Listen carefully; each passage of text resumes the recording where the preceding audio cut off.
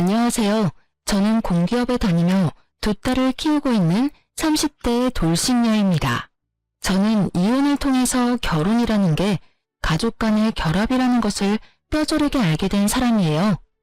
저와 남편의 사이가 좋거나 나쁘거나를 떠나서 시댁이나 친정의 일이 벌어지면 상대편에도 영향을 끼칠 수 있다는 걸 결혼하고 나서야 알게 된 거죠. 남편과 저는 평범한 직장인으로 두 딸을 키우면서 잘 지내고 있어요. 저는 아이 양육을 위해 육아휴직을 하기로 했었지만 시댁의 요구로 일을 그만두고 경단녀, 경력단절 여성이 되었어요. 아이가 어느 정도 크고 나면 다시 일을 하리라 생각했기 때문에 중간에도 틈틈이 공부도 하고 교육도 받았어요.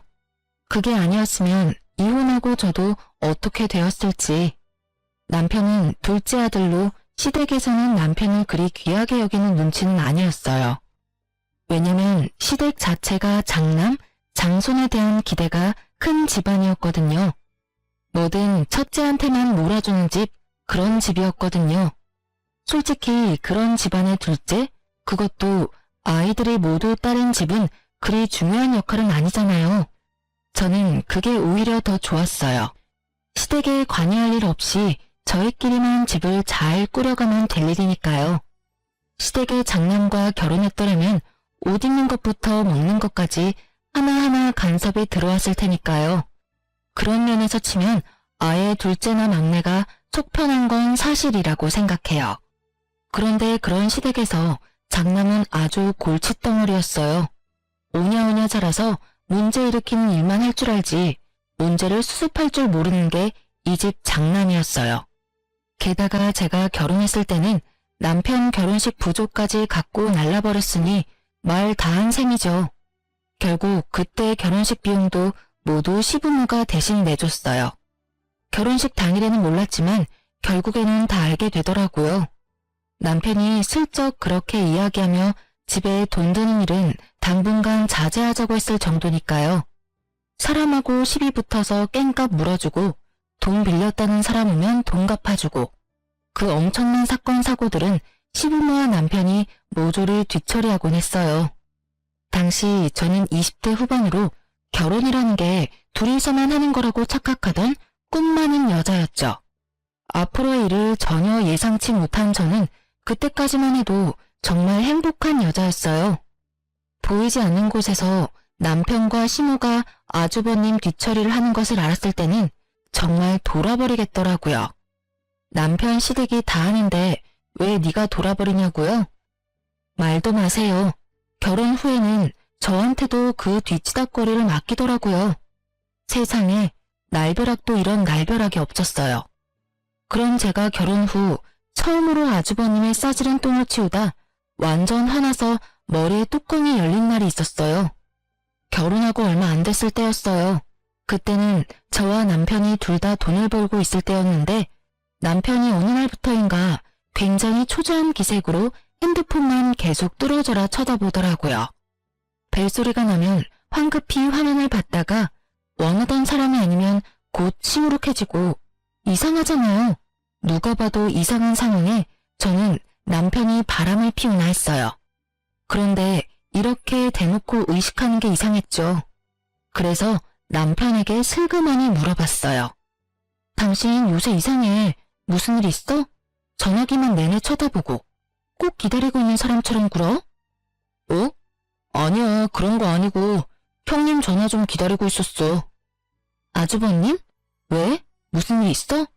그러면 기다리지 말고 당신이 전화 먼저 해보면 되지. 왜 전화를 기다려? 바쁜지 전화를 안 받네. 분명 금방 연락 준댔거든. 근데 연락이 없으니까 계속 신경 쓰이게 돼. 저는 순간 흠칫했어요. 금방 연락을 준다고 해놓고 사라진 아주버님. 남편에게 듣던 아주버님의 사고 후 행동과 동일했거든요. 혹시 당신 아주버님한테 돈 같은 거 빌려주고 그런 건 아니지? 아니야, 돈을 왜 빌려줘. 그런 거 아니니까 걱정하지 마.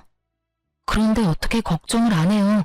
이렇게 대놓고 안절부절 못하는 남편을 보고서 결국 제가 집요하게 추궁하자 남편이 충격적인 사실을 털어놓더군요. 형님이 저번에 빌려준 돈 2배로 갚아준다면서 돈을 좀 빌려갔어. 원금의 2배 정도는 거뜬히 만들어줄 수 있다고 해서. 저는 이를 악물었어요. 소리라도 지르고 싶었는데 참았어요. 남편에게 물었죠. 그래? 얼마를 빌려줬어? 화나지 않는 제 말에 남편은 용기를 얻은 듯 조심스레 말하더군요. 5천만 원 정도? 미쳤어? 5천만 원이 어디 있어서 돈을 빌려줘? 당신 결혼식 때에도 결혼식장에서 돈 다 뺏긴 거 기억 안 나? 그래서 어머님이 돈 대주셨잖아. 그리고 우리 이제 곧 첫째 아이 태어나. 빚까지 지면 우리 어떡해? 육아휴직 해도 돈 얼마 안 나올 텐데 거기에 대출까지 있으면 우리 파산이야. 돈 없다고 했더니 빌려서 갖다 주면 첫 번째 이자 내는 날 되기 전에 돈 불려서 돌려준다고 해서.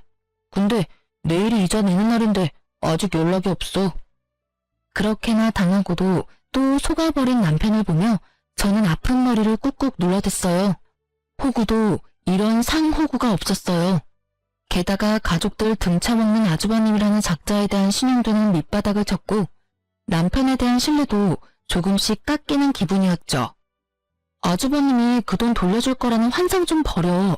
그렇게 당하고도 여태 그걸 몰라? 이제 막 이 집 식구 된 나도 아는 걸. 우리 선에서는 그거 어떻게 못해. 완전 폭탄이잖아. 나 지금 만삭이고 애 낳으면 일 그만두기로 이미 이야기 다 됐어.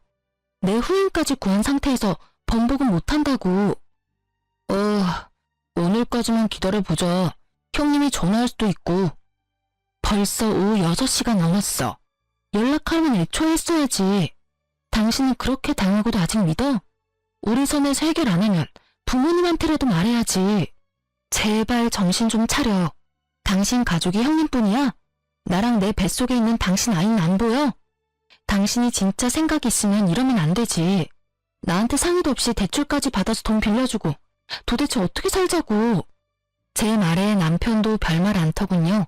본인이 잘못한 걸 아니까 할 말이 없는 거죠. 입 꾹 다물고 있는 모양새를 보니 속이 터질 것만 같아서 저는 시모에게 전화를 걸었어요. 어머님, 드리기 어려운 말씀이긴 한데 아주버님이 남편 이름으로 대출받아서 가지고 가서는 약속한 날짜가 됐는데도 안 돌려줘요. 그걸 왜 나한테 전화하니? 네 남편이 빌려준 걸 왜 나한테 이야기하냐고. 그게 저희 이제 막 결혼해서 돈도 없고 남편은 결혼식 때도 아주버님한테 돈 뺏겨서. 그래서 우리가 해줬잖니? 그리고 우리 집 장남이 사업한다고 그러는데 그게 그렇게 아까운 일이니? 네가 우리 집에 시집 왔으면 이것부터 기억해라. 우리 집은 무조건 장남이 우선이야. 어쨌든 돈 빌린 건 나한테 이야기하지 말고 네 아주버님한테 해. 아주 지랄을 떠는 시모를 보며 저는 눈앞이 캄캄해지는 기분이었어요. 시모가 지랄 떠는 것도 이해는 갔어요. 시댁도 아주버님에게 돈 뜯긴 게 1억 넘는다는 이야기를 들었거든요. 그런 자식을 두고도 오냐오냐 하는 건 이해가 안 갔지만요. 결국 초조하게 굴던 게 친정 엄마에게 들켜버렸어요. 한 달 이자만 100만 원 넘게 나가는데 초조하지 않은 게 이상했죠.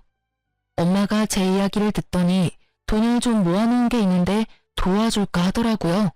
금액은 딱 5천만 원이었어요. 저는 너무 기뻤지만 한편으로는 이게 무마가 되면 또 친정 믿고 남편이 돈을 빌려주지 않을까 하는 아주 합리적인 의심이 들었죠. 일단은 그 돈 빌려서 남편에게 말했어요. 일단 이 돈으로 대출 갚아. 이건 무슨 돈인데? 눈이 휘둥그레진 남편의 모습에 저는 한숨을 푹 쉬며 답했어요. 우리 엄마가 도와주신 거야. 이거 받고 대출금 갚아. 아니면 진짜 우리 힘들어. 둘 다 월급 고만고만한데 아파트 대출금에 그것까지 끼면 감당 안 되는 거 알지? 필요 없어. 내가 갚으면 돼. 왜 내가 이런 도움 받아야 하는데? 이런 도움 함부로 받아오지 마. 처가에서 나를 어떤 사람으로 보겠어? 완전 불쌍한 사람 취급 장난 아니네. 그래서 자선 사업하듯 돈 던져주면 막 대단한 사람 된 거 같고 그래? 야, 말 똑바로 해. 네가 그딴 미친 짓 안 저질렀으면 이런 일도 없었을 거 아니야. 다 네가 만든 건데 도와준 사람한테 뭐? 아직도 너 혼자 사는 기분인 것 같은데 말해줄게. 너 결혼했고 나랑 같이 사는 거야. 당신이 버는 돈, 내가 버는 돈 모두 같이 생각해야 한다고. 근데 네가 먼저 5천만 원이나 빌려서 아주버님 줘버렸잖아, 상의도 없이. 네가 잘못했다는 생각 자체가 없나 본데 지금 여기서는 네가 100번 잘못한 거거든? 제 말에 남편은 답을 안 하더라고요. 꼴에 자존심은 있어서. 그 꼴을 만든 게 누군데 지금 어디서 화풀이냐고요. 그런데 그때 딱 좋은 생각이 났어요. 엄마는 제게 저 알아서 쓰라고 그 돈을 주셨지만 그거 다 갚고 나서도 아주버님이 돈을 안 줄 가능성이 높잖아요. 그래서 남편에게 말했어요. 동정 받는 거 싫으면 무이자로 빌려주는 방법도 있어. 엄마한테 이야기해서 차용 좀 써. 그런 거면 빌린 돈 갚는 거니까 자존심이고 뭐고 필요 없겠지. 그냥 받아 쓰는 게 자존심 상한다는 거잖아. 그러니까 빌려. 높은 이자 내지 말고 상환 기간도 길게 하고. 그럼 됐지? 제 말에 남편은 잠시 생각하는 것 같더라고요. 자기 딴에는 그게 좋은 방법이라고 생각했는지. 차용증을 써서 도장까지 쾅 찍었어요. 친정엄마 이름으로 빌려준 것이고 갚아야 하는 건 남편으로 말이죠. 그렇게 상황이 일단락되고 나서 며칠 지나 시모가 연락이 왔더라고요. 예, 빌려간 돈은 이미 없는 돈이라 생각해. 혹시 또 모르잖아. 사업이 잘 돼서 몇 배로 돌려줄지. 우리 장남이 얼마나 머리가 똑똑한데. 똑똑하긴 하죠. 가족들 돈 빼가는 수법이 아주 탁월하니까요. 저는 시모에게 그리 말할 수는 없어 웃으며 대답했어요.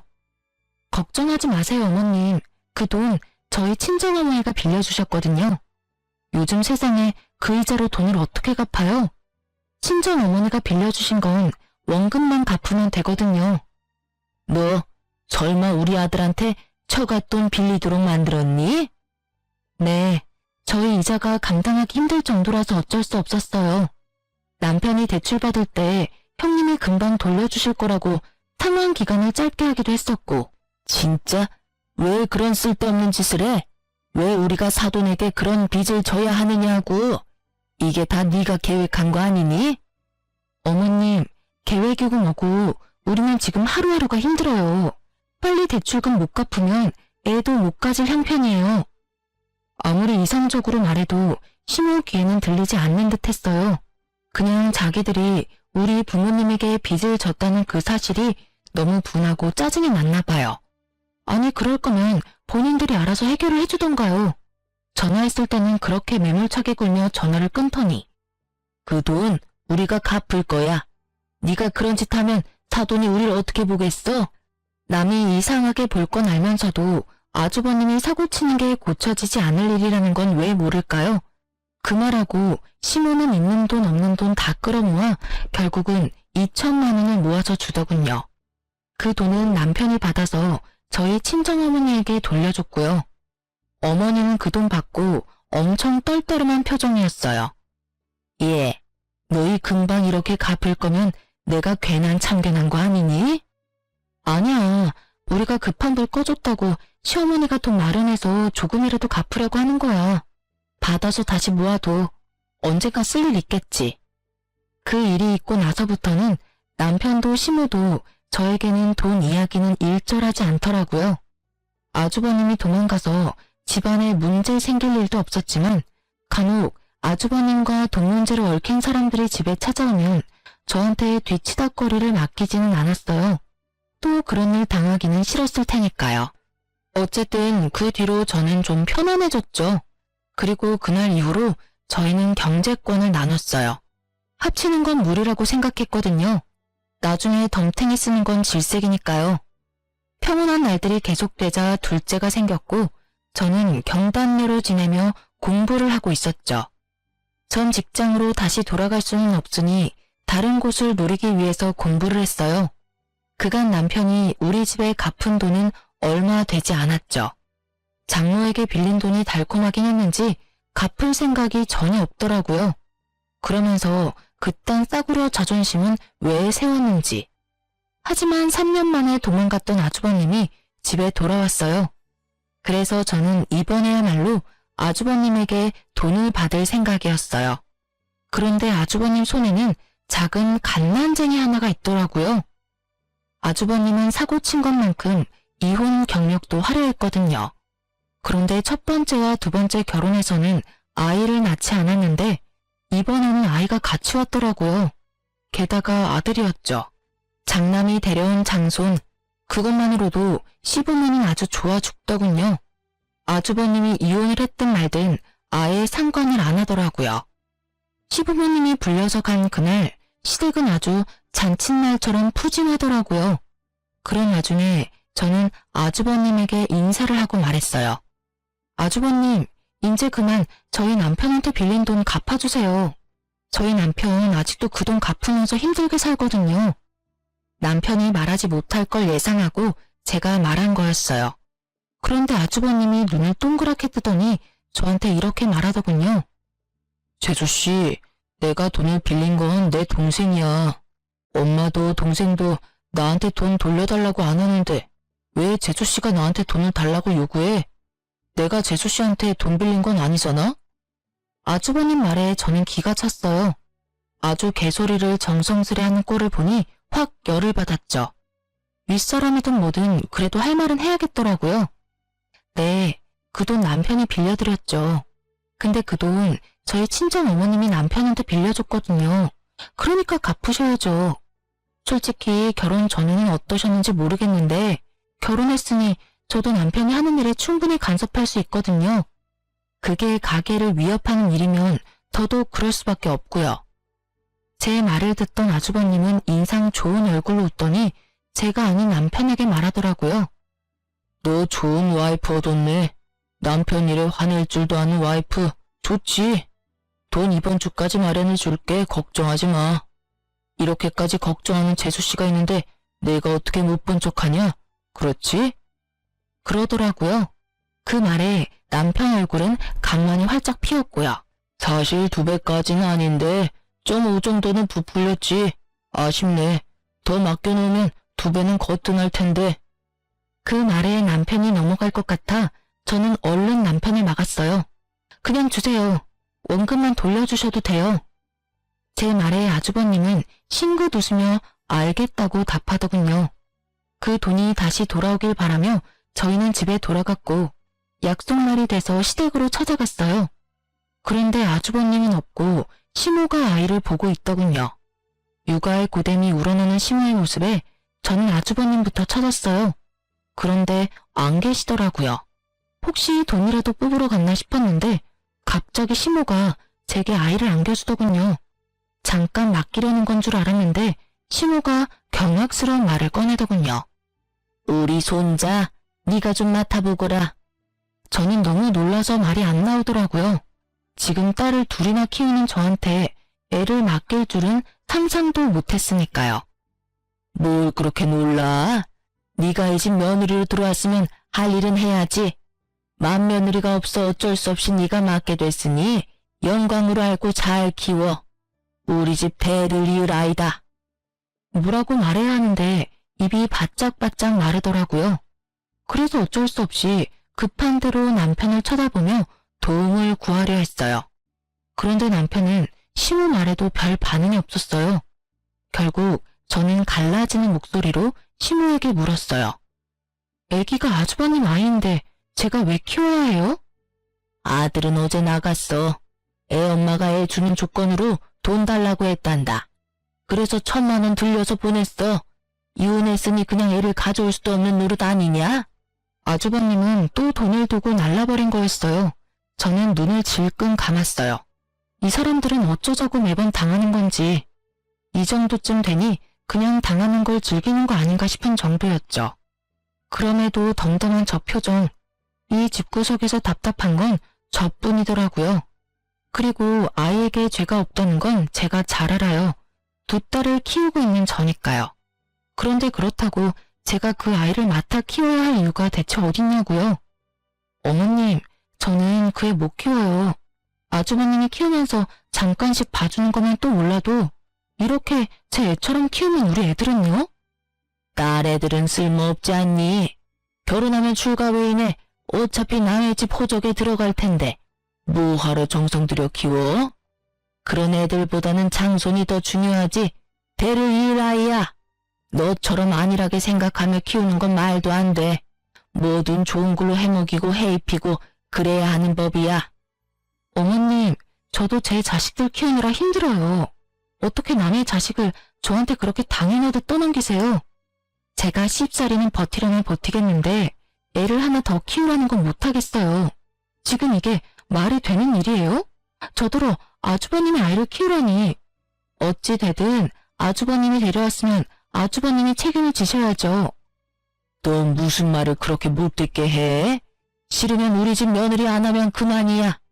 내가 떠넘기는 걸로 보여? 장손을 키우는 게 떠넘겨서 될 일로 보이니? 그리고 우리 장남이 뭐가 어때서? 그깟 돈 몇 푼 때문에 우리 아들을 그렇게 못살게 굴고 사업 자금이라잖니? 그냥 두면 될 걸 왜 들쑤시고 난리야? 아이고, 돈 빌려줬다고 유세하는 거냐? 어? 그래서 우리 아들한테 빚쟁이처럼 돈 내놓으라고 난리를 쳤어? 집에 오랜만에 온 애 여독을 못 풀게 하고 쫓아보내듯이 한 게 누군데? 그러면 아주버님이 잘했다는 말이에요? 아니, 어느 집구석이 매번 돈만 가져가서 도망치는 자식을 가만히 내버려둬요. 우리 집 같으면 두드려 패서라도 인간 만들 거예요. 적어도 다른 사람한테 피해는 주면 안 되죠. 그건 어머님도 마찬가지고요. 매번 장남. 어머니한테 장남이 중요하듯이 저한테는 제 아이들이 더 중요해요.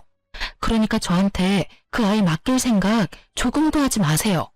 저는 맡을 생각도 없고 맡을 이유도 없어요. 여보, 그만 좀 해.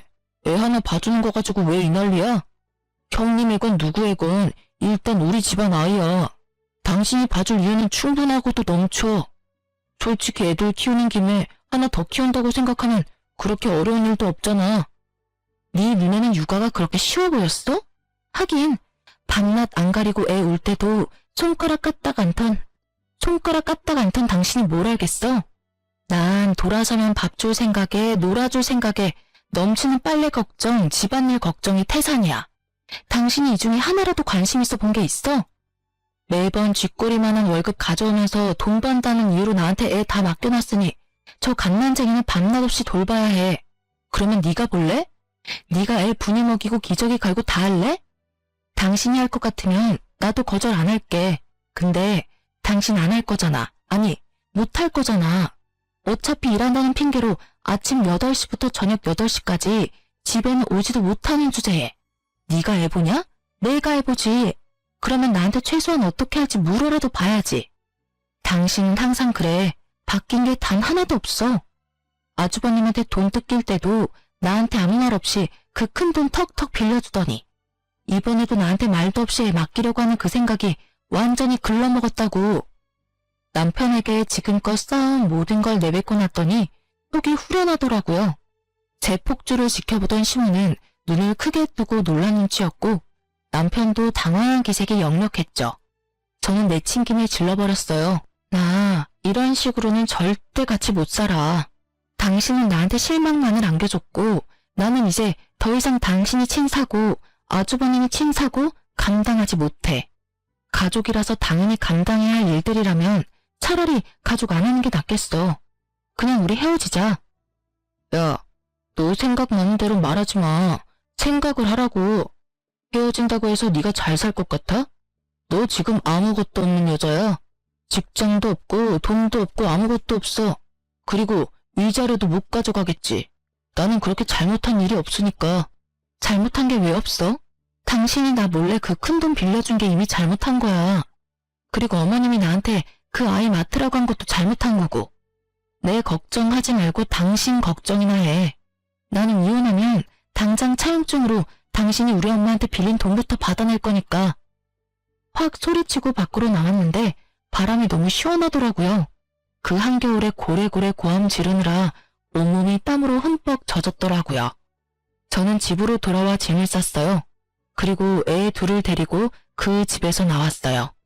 저녁에 애를 데리고 올까봐 겁났거든요. 그러면 또 얼떨결에 애를 맡게 될지도 모르니까요. 그렇게 집에서 나오고 저는 남편에게 우편으로 이혼 서류를 보냈어요. 그날 저녁에 남편에게서 연락이 왔어요. 나는 절대 이혼 안 해줄 거야. 당신이 뭔데 나한테 이혼하지 말자 하는 건데? 이혼하더라도 내가 원해서 해야지. 이런 거 나는 허락 못해. 그러니까 당장 집으로 돌아와. 지금 오면 당신이 어머니하고 나한테 한 그 일들 눈 감고 넘어가 줄 수 있어. 지금 안 오면 안 봐줄 거야? 당신이 뭘 봐줘? 나는 돌아갈 생각 전혀 없어.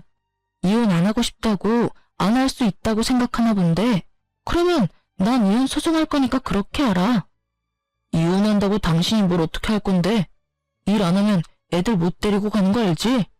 그래, 그래서 직장 구하는 중이야. 어떤 사람이 보더라도 문제없는 직장 구할 테니까 내 걱정하지 말고 당신 걱정이나 해. 소송하면 당신이 나한테 좋아할 게 하나둘이 아닐 테니까.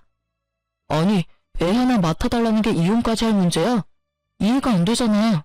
애 둘 키우면서 하나 더 키우는데 무슨 문제냐고. 문제 당연히 있지. 지금 애들 키우는데도 내가 이미 한계거든. 셋이나 키우라고? 내 자식도 아닌 아이를? 내가 왜 네 잘난 형님이 싼 똥 치우고 살아야 하는데? 만약에 아주버님이 잘못되어서 애 봐줄 사람이 없다면 내가 돌볼 수도 있었겠지. 나도 그렇게 마음 모진 사람은 아니니까. 근데 이건 뭐야? 돈은 있는 대로 다 사기쳐서 뜯어가는 놈이 이번은 애 볼모로 돈 또 등쳐먹어 놓고는 애는 애대로 나한테 맡긴다고? 안 되지. 난 그건 절대로 못해줘. 그러니까 당신이랑 나 사이에 더 이상 타협점은 없어. 알겠어? 결국 남편은 단호한 제 말에 별다른 대꾸 없이 전화를 끊었어요. 그리고 그 다음날 저희 친정으로 시모가 찾아왔더라고요. 그 애를 데리고요. 넌 어떻게 책임감이 그렇게 없어? 애는 끝까지 봐줘야지. 아직 너희 이혼한 사이도 아닌데 집까지 나가서 이렇게 찾아오게 만들고. 사돈댁이 우리를 어떻게 보겠어? 참 웃기지도 않을 걱정을 하시더라고요. 이미 우리 부모님 내에서 저희 시댁은 평판은 제로인데 말이죠. 시모는 그렇게 말하며 애를 또 저한테 넘기려 하더군요. 미쳤어요? 저희 이혼 사유가 그 애 때문인데 왜 제가 그 애를 맡아요? 데리고 가시고요. 애가 아무리 봐도 아주버님이랑 안 닮은 것 같은데 그것부터 의심해 보셔야 하는 거 아니에요? 이혼하고 얼마 안 돼서 애 낳았다면 몰라도 이미 이혼하고 한참 지났는데 아주버님 애가 아닐 수도 있는 거죠. 제 말에 시모가 흠칫 놀란 얼굴을 하더라고요. 하긴 자기도 장남한테 그만큼 당했으니 이제는 장남의 수법을 알 때도 됐겠죠. 저는 처음부터 의심하던 것을 말했을 뿐이었고 처음으로 그럴 수도 있겠다고 생각한 건 시모였죠. 시모는 제 말에 다른 반박도 없이 황급히 애를 데리고 나가더군요. 저는 이제 더 이상 아무 상관도 하고 싶지 않았어요. 그냥 이대로 저한테서 꺼져줬으면 하는 바람뿐이었죠. 그 모양을 보던 저희 친정어머니는 시모가 나가고 나서는 소금까지 뿌릴 정도였으니까요. 물론 나중에 다 치우긴 했지만요. 친정 부모님은 시모의 그 모습을 보고는 이혼 잘 생각했다고 아예 격려를 해주었죠. 그리고 남편이 이혼 서류를 끌어안고 작성해주지 않고 시간만 끄는 동안 부모님의 육아 도움으로 공기업에 입사할 수 있었어요. 이혼 직전에 직장을 가지게 돼서 너무 좋았어요. 그렇게 저에게는 좋은 일들이 하나둘씩 일어나고 있을 때 시댁은 난리도 아니었더라고요. 아이가 아주버님과 닮지 않았다는 말에 시모는 그 길로 가족 확인 검사를 했나 보더라고요. 친자 확인을 하려니 아주버님이 안 계셨잖아요. 그래서 가족 확인을 했는데 전혀 다른 핏줄이었던 거죠. 혈연 관계가 1도 없는. 결국 띵받은 시모는 돈을 갖고 날라도 찾지 않았던 아주버님을 애가타게 찾으며 다녔다고 하더라고요. 그런데 쉽게 찾을 수 있을 리는 없잖아요. 그러자 아예 대상을 바꿨더라고요. 애를 맡긴 세 번째 맏며느리를 찾아가기로 한 거죠. 그쪽은 생각보다 쉽게 찾았다고 해요. 그런데 거긴 나름대로 문제가 있었더라고요. 시부모가 겨우 맏며느리 찾아서 애 돌려주면서 아들한테서 받아간 1,000만 원을 달라고 했나 보더라고요. 그런데 그 맏며느리가 도리어 열받아서 소리치며 무슨 돈이냐며 이혼 위자료나 내놓으라며 난리를 쳤다더군요. 알고 보니 그 아이는 맏며느리가 지금 만나고 있는 남자와의 사이에서 낳은 아이였는데 아주버님이 그 애 데리고 우리 집 가면 돈을 받을 수 있을 거라며 그 돈 받아서 위자료로 주겠다고 했나 봐요.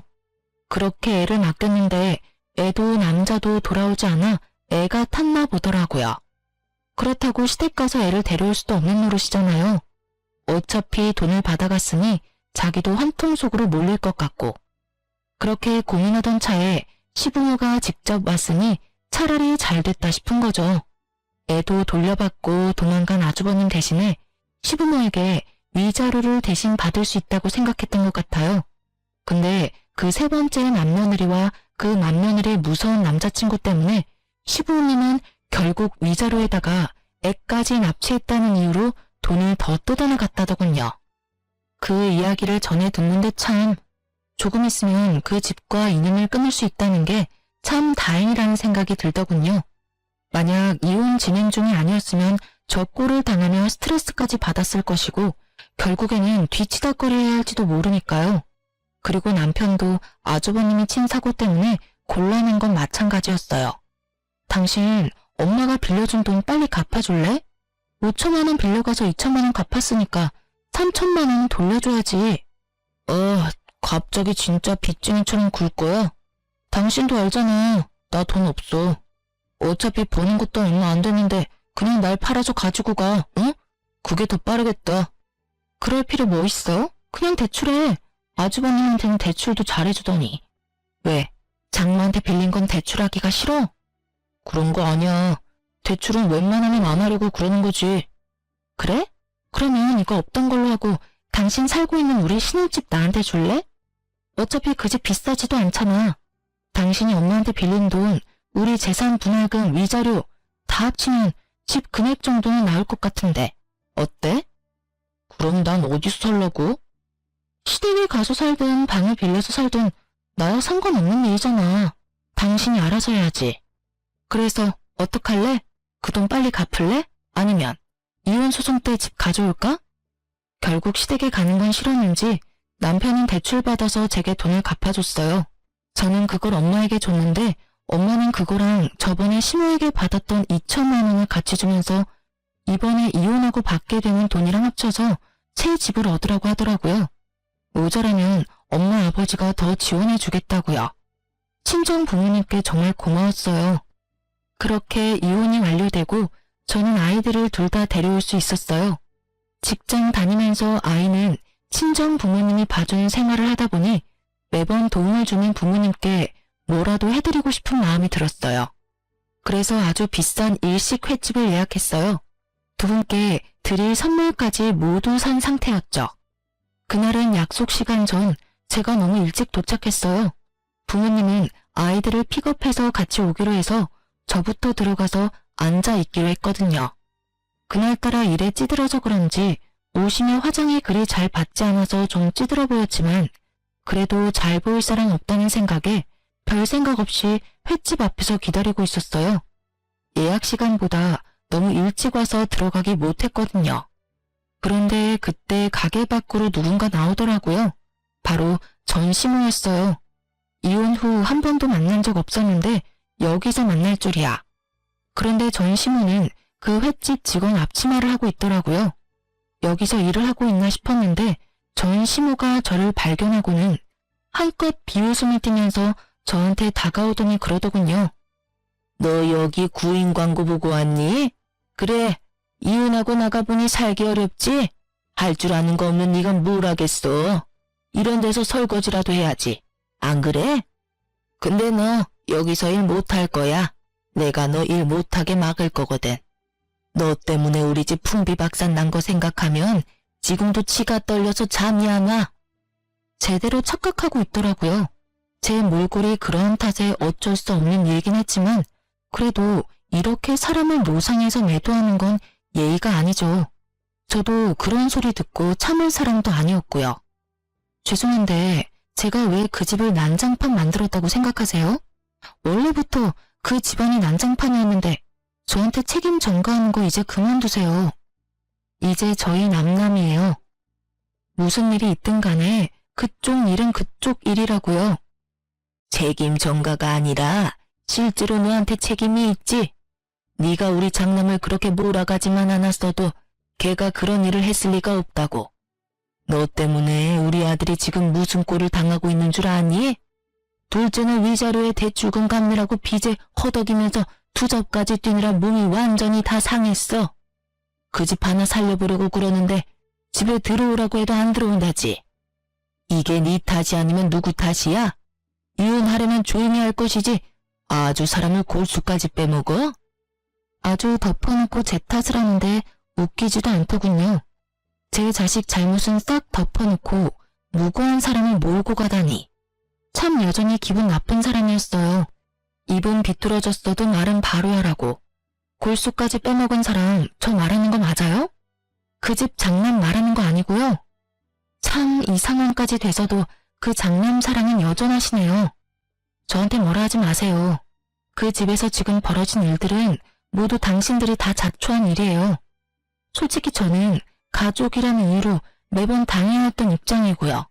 그런데 제가 왜 이혼까지 다음 마당에 그런 이야기를 여기서 들어야 하죠? 너 여기 온 김에 내가 다 까발리고 너 여기서 일 못하게 하려고 그런다. 왜? 너처럼 배은망덕하고 싹수 없는 년은 어딜 가서도 일 못해. 알아들어? 우리 장남은 지금 감옥에서 마음고생하며 힘들게 살고 있는데 네가 마음 편하게 살 수 있을 줄 알아? 난 절대 그렇게 못해줘. 네 인생도 우리 장남처럼 힘들게 만들어줄 거다. 이야기는 들었었어요. 아주버님이 사기죄로 감옥에 들어갔다는 이야기요. 있지도 않은 사업하겠답시고 여기저기 투자금 받아서 나르고 뭐 그런 식으로 사기쳐서 들어간 거더라고요. 딱 자기 인생 그대로 살다가 결국에는 진짜 감옥에 간 거죠. 그러게 처음부터 그런 버릇 성격을 고쳐줬어야 이런 꼴을 보지 않았을 텐데 장남을 그렇게 키운 건 다른 누구도 아닌 시부모였잖아요. 그런데 그 사람들이 남 탓하면서 그걸 하소연할 필요가 있어요? 고칠 기회가 그렇게 많았는데도 그렇게 하지 않은 사람들이 그 말이 끝나기가 무섭게 저희 부모님과 아이들이 제게 다가오더라고요. 멀리서 제가 누군가와 싸우고 있어서 놀라서 불이 나게 뛰어왔나 보더라고요. 애들이 놀랄까봐 아버지와 딸들은 먼저 가게 안으로 들여보내기로 했어요. 아버지, 애들 데리고 들어가요. 내 이름 대고 예약했다고 하면 알아서 안내해 줄 거예요. 저의 그 말에 시모 눈이 땡그랗게 커지더라고요. 그렇겠죠. 구인 광고 보고 왔다고 생각했을 테니까요. 제가 예약을 했다니 놀란 모양이었어요.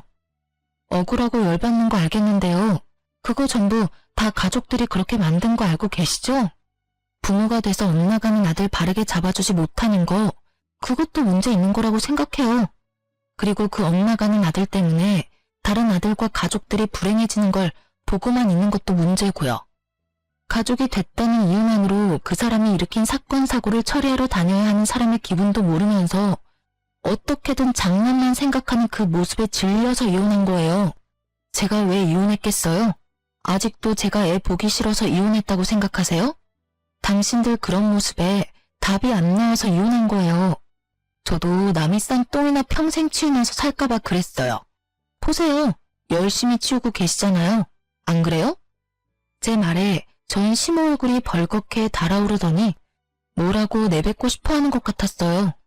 그런데 그 전만큼 당당하게 나오지 못하는 건 제가 여기 예약 손님이라 그런 것처럼 보였어요. 그리고 저는 이혼하기 전에 이미 공기업 취직이 된 상태였어요. 그러니까 이런 데 일하러 올 필요도 없고요. 오늘은 고생하신 저희 친정 부모님 모시고 맛있는 식사에 선물 드리려고 했던 거예요. 밥맛이 있을지는 모르겠지만요. 결국 아무 말 못하고 부들부들 떠는 아줌마를 내버려 두고 저는 가게 안으로 돌아왔어요. 미리 시켜놓은 대로 제일 비싼 코스 요리를 먹고 있으니 전 시모 눈에서는 불이 활활 타오르더라고요. 게다가 음식을 서빙하는 것도 아주 불성실하고 불친절하게 하고요. 결국 저는 중간에 사장님을 불러서 저희 테이블은 서빙하는 사람을 다른 분으로 바꿔달라고 요청했어요. 사장님이 연신 허리를 굽히며 사과하더니 결국 밖에서 시모가 혼나고 있더군요. 왜 손님한테 그렇게 잡아 죽일 것 같은 얼굴을 하느냐고요. 혼나면서도 저를 흘깃 쳐다보는 시모를 보니 여전히 바뀌지 않겠다는 생각이 들더군요. 그 뒤로는 그 횟집에서 더 이상 시모를 볼 수 없었어요. 아마 그 뒤로 잘렸거나 본인이 그만뒀겠죠. 결국 마지막까지 제 탓만 하던 아줌마라서 앞으로도 쭉 그렇게 살 것 같아요. 지금 생각해보면 그때 빠져나온 게 참 다행이라는 생각이 들어요. 그 꼴 보며 오래 살았을 리 없다고 생각하거든요. 제가 이혼을 겪으면서 생각한 건 생각보다 결혼이란 건 각자의 가족에 미치는 영향이 크다는 점이었어요. 그래서 지금 결혼을 생각하는 젊은 분들에게는 꼭 알려드리고 싶었어요. 왜 부모님들이 상대방 부모님과 집안 분위기를 신경 쓰는지 당연할 수밖에 없더라고요. 저처럼 이렇게 잘 알아보지 못하고 또는 별거 아니라는 생각으로 가볍게 결혼을 생각했다가는 이렇게 피보는 일이 생길 수가 있거든요. 저희 부모님도 제 결혼 때 신경을 쓰긴 했지만 그때는 아주버님의 그런 생각들을 모두 제대로 알고 있었던 게 아니었으니까요. 만약 알아볼 수 있다면 최대한 상세히 알아보고 결혼하는 것이 좋아요. 그리고 결혼을 하신 분들이라면 최대한 거리를 두시는 게 좋을 거라고 말씀드리고 싶네요. 가까우면 저처럼 이용당할 수 있거든요. 저의 결혼 생활에 그런 것을 생각하지 못한 게 흠이긴 하지만 저의 경험으로 인해서 다른 분들께 알려드릴 수 있는 기회는 생겼잖아요. 그리고 이미 그 국가는 멀리 떨어진 채 자유롭게 잘 살고 있으니까요. 혼자서 애 둘을 키운다는 건 쉬운 일은 아니에요. 편하기보다는 힘들고 평온하기보다는 전쟁 같은 날들이 더 많죠. 그렇지만 확실한 건 다른 사람의 친사고로 제가 고통받는 일은 없다는 게 중요한 거죠. 글을 쓰다 보니 참 저도 대단한 집에 있었다 싶네요. 글 읽으면서 답답하게 느끼셨다면 안심하세요. 저는 지금은 전혀 그렇지 않으니까요. 전 시댁 식구들은 본인들 스스로 판 무덤에 여전히 스스로 눕기 일보 직전이지만요. 생각보다 글이 길어졌네요. 시간 내에 읽어주신 분들에게 작은 재미, 작은 도움, 작은 위로가 될 수 있기를 바래요. 모두 즐거운 하루 보내세요.